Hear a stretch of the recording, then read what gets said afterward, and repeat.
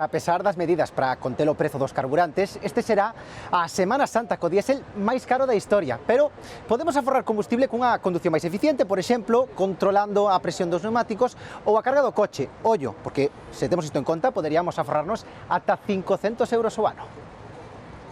Abrimos o maleteiro do coche. A ferramenta que a teño por aquí, que é o que eu teño. Eso sempre vai, non? Eso sempre vai.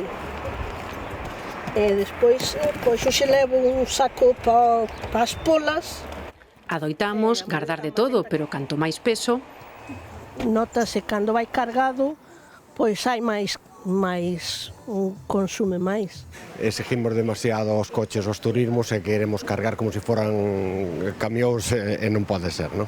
os expertos recomendan levar só o necesario. Moita xente circula o mellor ca vaca e con esa vaca, inda que vaya vacío, pois a resistencia ao avance é maior e aumenta tamén o consumo de combustible. Importante tamén revisar o vehículo e comprobar a presión dos neumáticos. Se non é a correcta, o consumo pode aumentar ata nun 4%. Bueno, e máis riesgo de un accidente tamén e máis consumo, claro. E hai que mirar todo hoy. E a hora de porse o volante.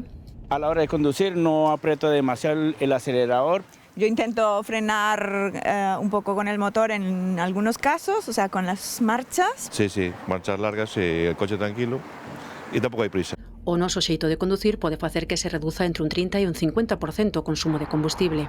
Aumentar distancia de seguridade, utilizar marchas longas, evitar frenazos e aceleróns e, sobre todo, reducir a velocidade porque reducimos o risco e tamén reducimos o consumo de combustible.